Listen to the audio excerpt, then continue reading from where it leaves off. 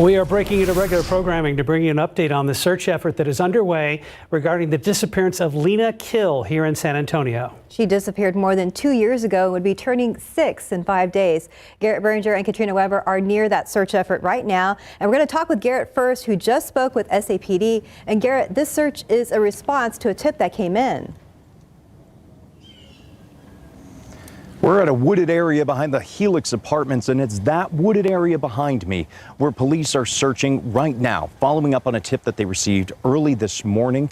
They've been out here since the early hours of the morning, according to a San Antonio police spokesman whom we just spoke with, and they are looking for evidence that could be found, according to the tip, linked to the disappearance of Lina Khil. We asked specifically if they could be looking for Lina herself.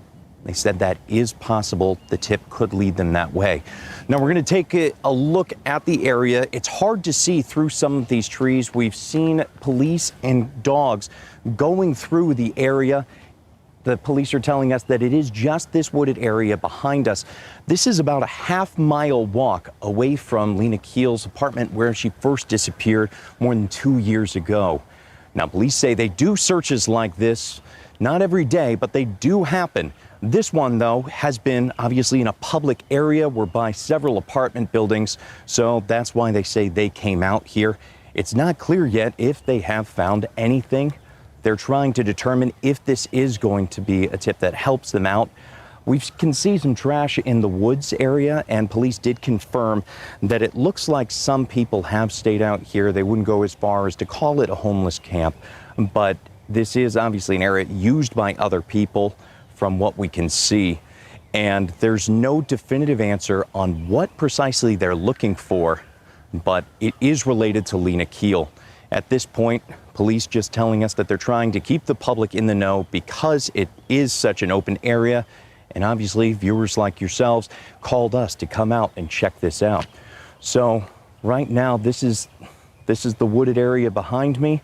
We're seeing less activity than we were a few minutes ago, but hopefully we'll have some news on whether or not they've found anything, or this turns out to be yet another dead end. Live in the medical center, I'm Garrett Berger, KSAT 12 News.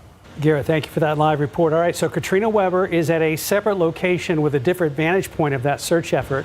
Katrina, good morning. What can you tell us? Well, good morning. I was just going to tell you we have a whole different view, a lot of activity on this side. You can see the police department's mobile command center here, the crime scene unit. They also have other officers here, and we've seen some people walking around with jackets that say FBI on the back. Now, we've been here since about 8 o'clock this morning acting on a tip that we got, and this is what we found. But we have a front row seat, but not a whole lot of information coming from officers to us on this side. Let me give you a look at the video that we shot earlier this morning. And some of the curious things that we have noticed is that police have had dogs out here as well as shovels. We've seen shovels on the back of the mobile crime scene unit. And so they have been using those tools going in and out of the woods. Not a lot of information coming out, but as I mentioned, we've been out here since about 8 o'clock this morning. I talked to a neighbor who says she went out a lot earlier than that, and this was the scene here as well. So it seems that they've been here possibly before daylight, searching these woods, and again, as we've been told, acting on a tip that they received from someone linked to the Lina Khil case. But as far as what, if anything, they have found in those woods, we have yet to be told about that. Just a very curious scene here, and one that has been attracting the attention of neighbors at this apartment complex. Reporting live in the medical center, Katrina Weber, KSAT 12 News. Katrina, stay with us if you would for just a moment. We have a quick question for you. Earlier, and there's quite a few crews out there right now as far as law enforcement goes.